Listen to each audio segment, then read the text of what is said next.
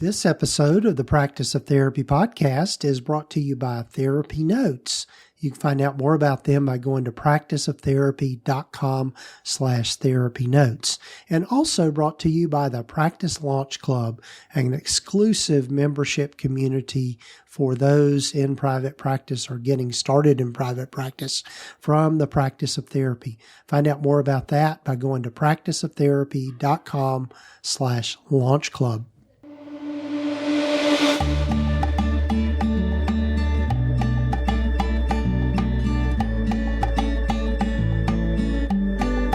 Hello, I'm Gordon Brewer, and welcome to the Practice of Therapy podcast, where we explore the business and clinical sides of running a private practice.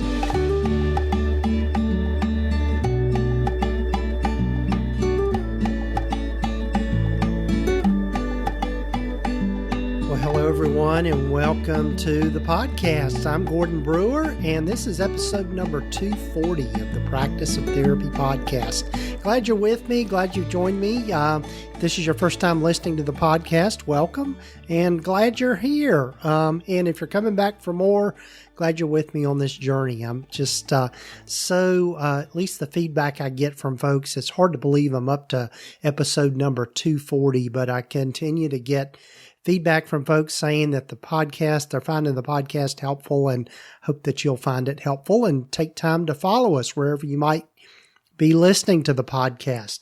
And so today on this particular episode, I'm really looking forward to you getting to hear from Kelly McKenna. And Kelly is done some really cool things in terms of marketing her practice using Instagram. And what is interesting about all of this is that she switched from being an insurance provider, in other words, on insurance panels, to a cash pay practice.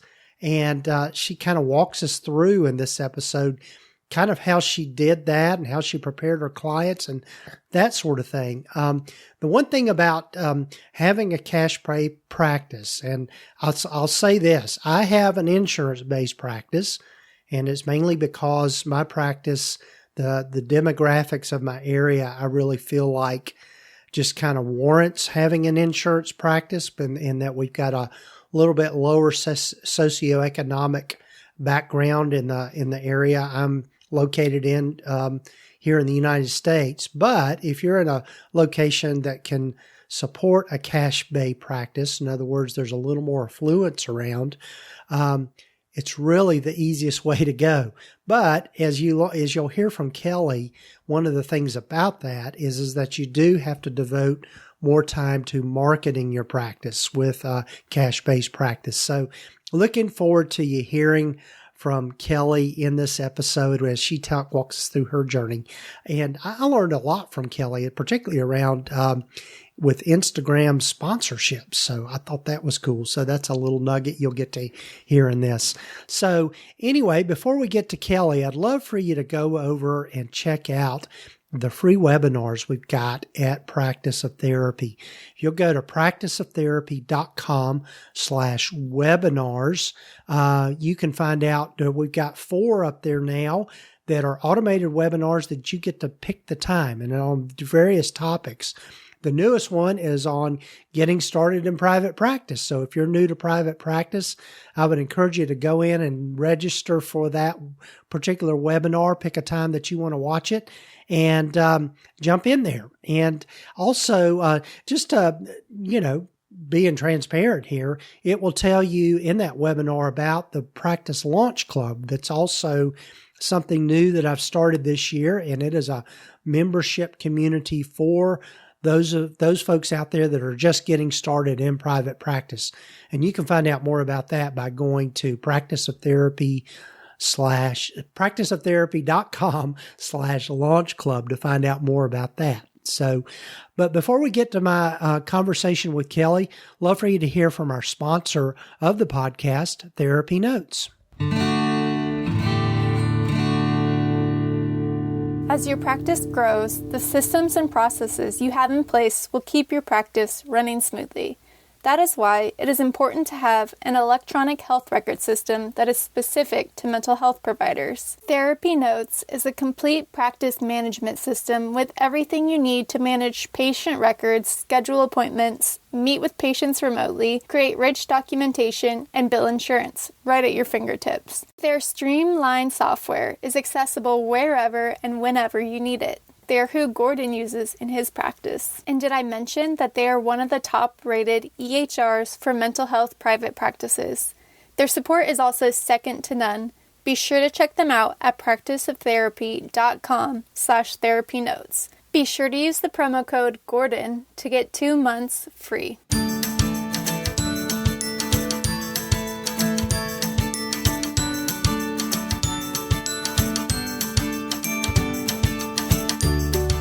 Well, hello, everyone, and welcome again to the podcast. And I'm looking forward to you getting to know Kelly McKenna. Welcome, Kelly. Thank you. I'm glad to be here today. Yes. And when Kelly reached out to me about just how she's built her practice using Instagram, particularly a cash-based practice, I thought, this is going to be interesting. And so, Kelly, as I start with everyone, why don't you tell folks a little bit about how you've landed where you've landed and what you're doing now? Sure. So I went to grad school at Florida State University, and I actually did a dual degree to get my master's of social work and my master's of business administration at the same time. And I did that because I really wanted to go into like nonprofit leadership and, understand all of the business stuff behind that. So I spent, my first 7 years of my career out of grad school in nonprofit management, working with homeless youth and homeless veterans, and it was really fulfilling. But I was starting to feel a little bit disconnected from why I got my master's of social work to begin with. So much of my job had become like marketing and accounting and supervision and that kind of stuff that I really missed doing the clinical work. And so I decided to work for someone else's group practice. And I had my first session like 1 week before COVID hit. Mm-hmm. And so I very quickly transitioned in that group practice to doing telehealth online with those clients. And I was so surprised by like how much I was really enjoying doing the therapy work again. And I was working full time at my nonprofit management job, and I was seeing clients through the group practice in the evenings. And I was just like so looking forward to my 9-to-5 ending so I could do that therapy. Right. And so I kind of started to think about like, what if I transition my career a little bit and open my own private practice? So I started off slowly, and I kind of transitioned out of the group practice, was seeing more folks on my own. I was taking insurance panels at this time, and I knew I really wanted to make the leap into full-time private practice. But the number of clients I was going to need to see with insurance panels was just not sustainable for the lifestyle I was looking for. Mm-hmm. And so I started my Instagram page in October 2020 with the idea of attracting more cash pay clients. And since then, I was able to quit my job like 6 months later, full-time, got off insurance panels, and it's been amazing ever since. Wow. What I love about that story is I think it's typical for a lot of us that started out in agency work or working in nonprofits and that kind of thing. It's just, you don't, and the thing that appeals to, I think, most of us in private practice is just the autonomy of it all and being able to, really kind of set our own schedules and, what we get paid and all of that kind of thing. Yeah. Yeah. And I find for most therapists, like the business side is what holds people back for so long from going out on their own. And so I was really grateful that to me, that like wasn't the scary part. It was more so like, am I ready to do this clinically? Right. Mm-hmm. I've been out of clinical work for so long and kind of building the confidence in that again. And so I love, helping to teach therapists like the business side too, since most of us aren't taught that in grad school. Right. So what was it like for you getting off the insurance panels? I know that's been a transition a lot of people have made as well, going just purely cash-based.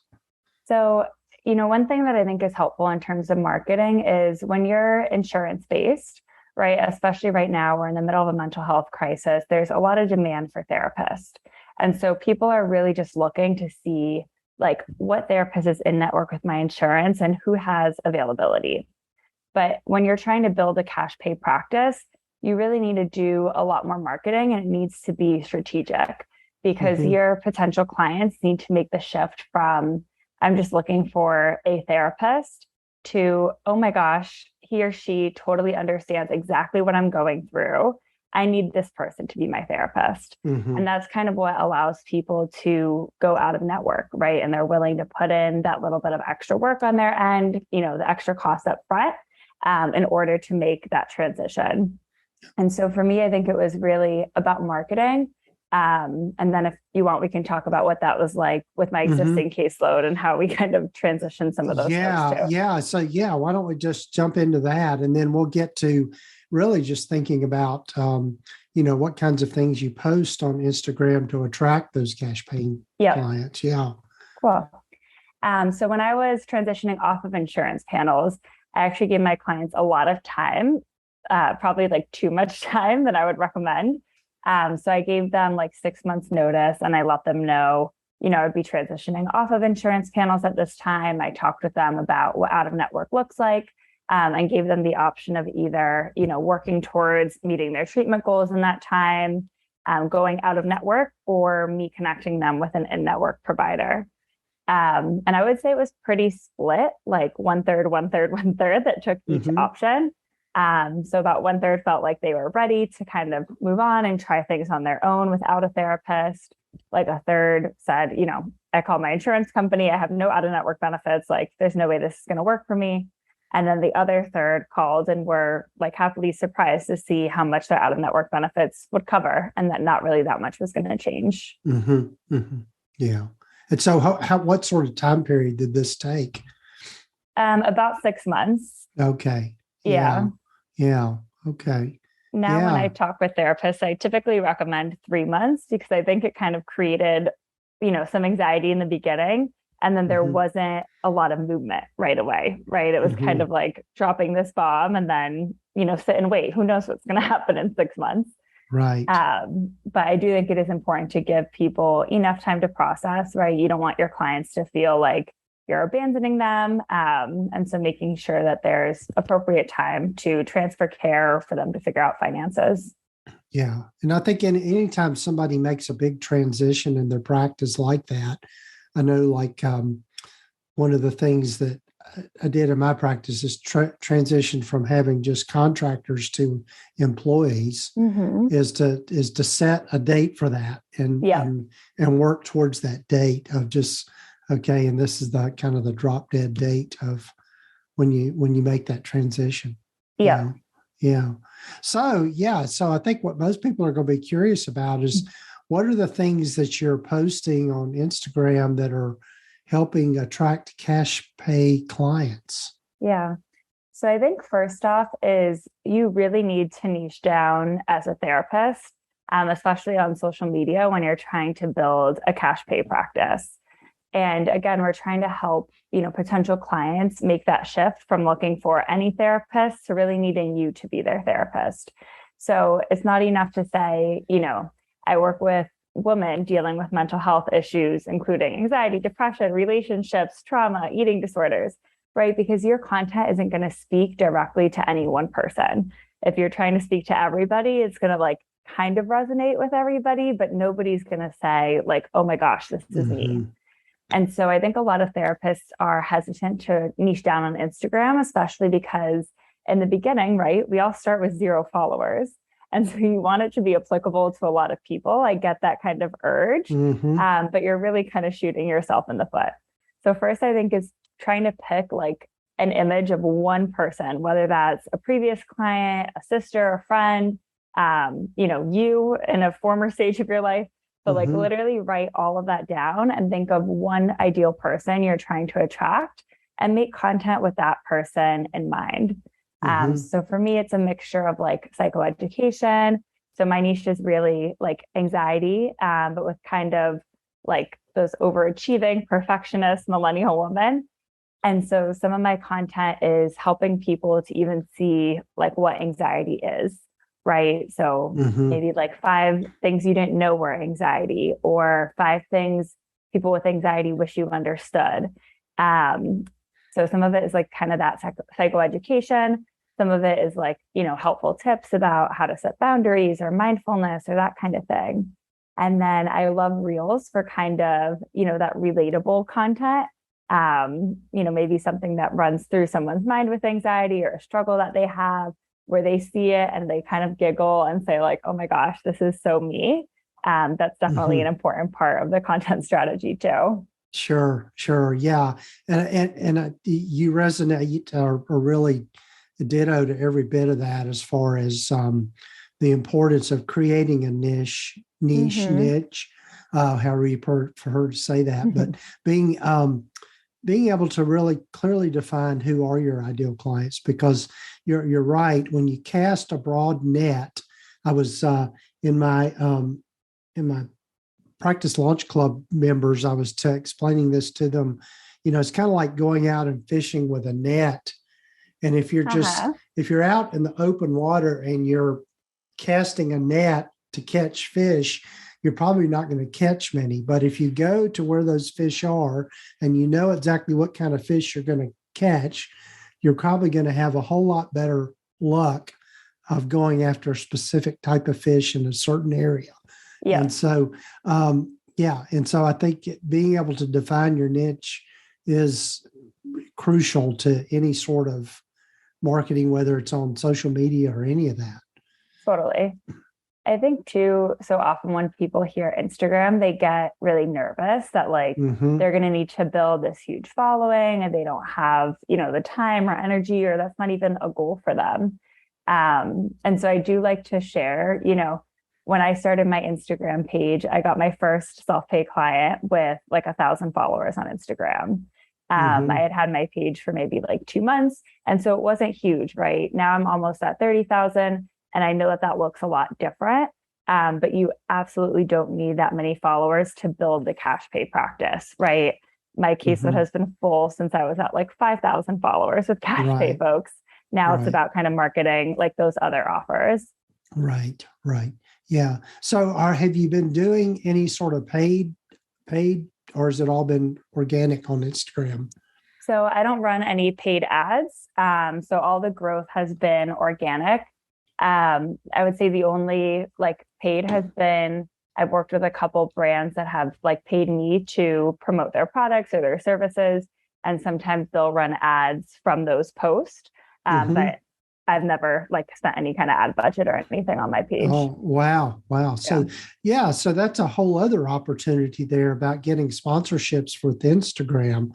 Totally. So say some more about that. Yeah.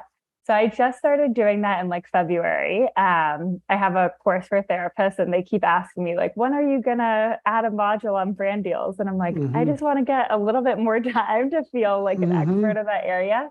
But I actually just on Friday crossed like $20,000 in brand deals, which is amazing, right? Like that's a huge revenue stream for me that I did not even think, like when I started my Instagram page, that was not a goal of mine. It was simply to get therapy clients. And so it's been really cool kind of working with, brands. I've done some stuff with like journal companies, a gym that I go to now is giving me like a free membership. What else have I done? Like some of the telemedicine companies for like prescribing. So I don't do any for therapists and telehealth, but I do some with like, prescribing to get antidepressants and that kind of stuff. And it's really cool to kind of create content that I normally would be talking about anyways. Right. And then really using it to kind of like position these brands as a potential solution that can help anxious millennial women. Sure. So how did you find those different brands that were doing that? Or they reach out to you, or did you reach out to them, or how did that work? Yeah. So mostly they've been reaching out to me. I would say once I got past that like 10K follower mark, I really started to get a larger influx in brand deal requests. And I am pretty selective with the brand deals I take on for a couple of reasons. I think one, there's a lot of ethics with therapists, right? And so I don't want to recommend something I don't truly believe in, or like, I don't want my page to feel salesy either, right? Mm-hmm. So I might do Mm-hmm. 1 or 2 brand posts a month, but it's not going to be like every third or fourth post. And so I Mm-hmm. typically wait for like those higher paying brand deals that really feel aligned to my content, rather than doing one for a few $100s here and there. So Right. that's been helpful. I would say most of the brands I've reached out to have not been super successful in getting like paid collaborations. It's mostly been brands that like I really enjoy and they send me free stuff or give me a free gym membership or whatever. Uh-huh. But less when I reach out, are they willing to pay at this point? Right. Right. Yeah. That's fascinating. And I think the other thing too that this is really kind of done for you, Kelly, and this is something I really encourage a lot of therapists to do is to diversify their income streams. Yeah, Because as we know, the ups and downs of having a therapy practice, you're going to have months that are slow or whatever, and having that additional income coming in kind of helps buffer all of that. totally. Especially like we know summer is slow. We know like, the Hmm. month of December tends to be slow. And so it is important to, plan ahead, whether that's with other income streams or just kind of how you're paying yourself throughout the year too. Right, right. So I know that you're starting to help some other therapists with putting all this in place. So tell folks about all of that. Cool. So I kind of have like 2 different ways that I do that. One is like a really comprehensive program that's called Private Practice Academy. And that really walks you through absolutely everything you need to know to get your practice off the ground. So, how do you incorporate, like what forms do you use to meet with clients? How do you build that kind of stuff? And then there's like another 5 modules in the course all about marketing on Instagram. So you go really in depth Hmm. about how to identify your niche. How do you actually create those cute posts that you see everyone make on Instagram? Hmm. What makes a good post? How do we make content that's savable and shareable and all that good stuff? And then teaching you tutorials for filming reels as well. And then I have kind of like a lower ticket offer. That's my Reels membership for therapists. And that's just $37 a month. And that's really designed for therapists who've already started their Instagram page, but they're either not seeing so much traction with Reels yet, or they are, but they're just not creating them super consistently because they don't have the time or the energy or creativity Hmm.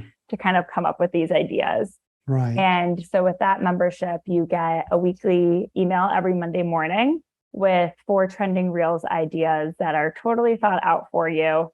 So you have like your trending sound. I give you a hook that you can use with like any niche.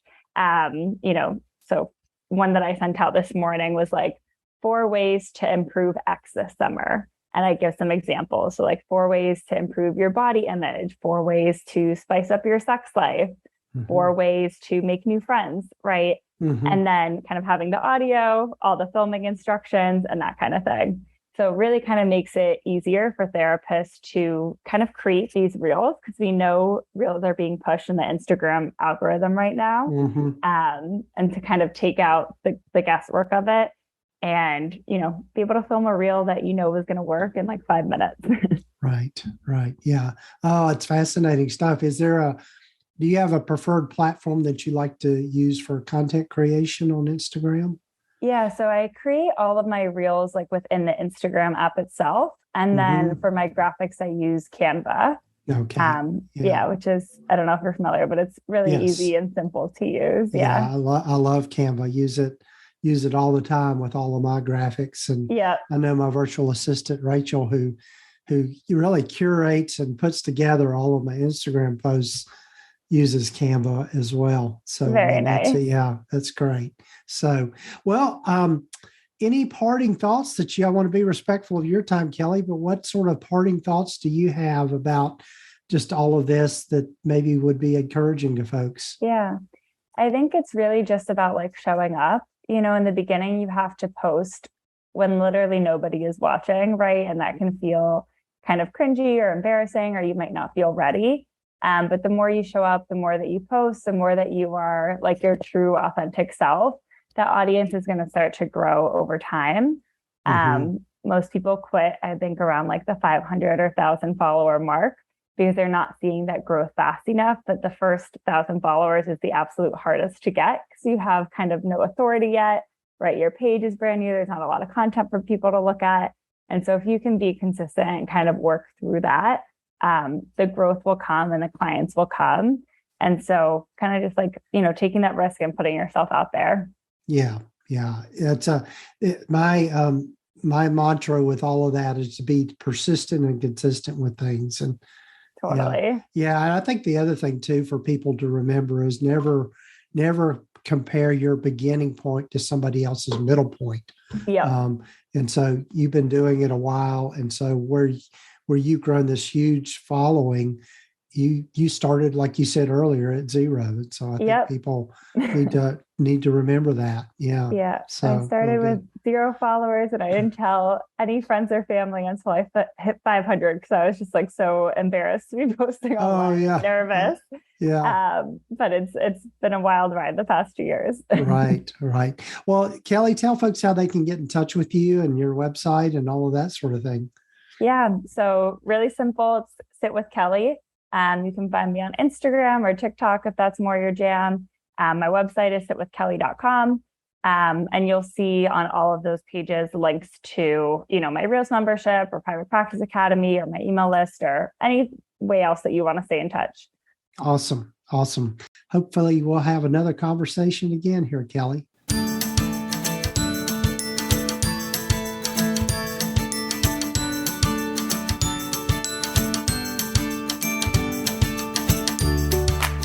Well, I don't know about you, but I learned a whole heck of a lot from Kelly. That was such a great conversation, and I was really intrigued with all that she's done, particularly with taking one of the things that I love about being in private practice is that I think for a lot of us, it gives us an opportunity to kind of feed our creative side. And in particular with, creating Instagram posts and Reels and all of that kind of stuff. I'm still learning that. Of course, probably some of you out there are saying, okay, boomer. But anyway, thanks to Kelly for sharing all of this with us. And be sure to check out her things on Instagram and TikTok. And you'll find links here in the show notes and the show summary to Sit with Kelly, which is her handle. And hopefully we'll be able to have more conversations in the future just around this particular topic, because I think there are a lot of therapists out there that would like to make the transition from being maybe insurance-based to cash-based or vice versa. There's you've got to really kind of understand your niche, and you've got to understand your demographics and your clientele, and also where you want to put your efforts, because there's no exact easy way to do any of it. Well, I mean, it's simple, but it's complicated, if that makes any sense. But anyway, I digress. But anyway, thanks again to Kelly for joining us. And be sure and check out the free webinars at practiceoftherapy.com/webinars. And these are all automated webinars, so you get to take part in some free training on different topics. And just be sure and check those out. We've got 4 up there. We're going to be adding more. And also be sure to check out the Practice Launch Club. If you're just getting started in private practice, I would invite you to find out more about that by going to practiceoftherapy.com/launch club. And it's an exclusive membership community for those folks that are just getting started in private practice. And also, as always, a big thanks to our sponsor of the podcast, TherapyNotes. And you can find out more about them by going to practiceoftherapy.com/therapynotes. And be sure and use the coupon code or the promo code Gordon, just GORDON, and try them out for 2 months for free. And it's a win-win situation in that case. But they are as far as I'm concerned, they're the leading electronic health record system for mental health providers, and they're who I use in my practice and really couldn't operate without them. So be sure and check them out. And thanks again for joining me for this episode. And do take time to follow us wherever you listen to the podcast and leave us a review and a rating and all that kind of stuff. Love getting feedback from folks just about the podcast, and hopefully you're finding all of this helpful to you in your journey. Take care, folks. You have been listening to the Practice of Therapy podcast with Gordon Brewer, part of the PsychCraft network of podcasts. Please visit us at practiceoftherapy.com for more information, resources, and tools to help you in starting, building, and growing your private practice. And if you haven't done so already, please sign up to receive the free Private Practice Startup Guide at practiceoftherapy.com. The information in this podcast is intended to be accurate and authoritative concerning the subject matter covered. It is given with the understanding that neither the hosts, guests, or producers are rendering legal, accounting, or clinical advice. If you need a professional, you should find the right person for that.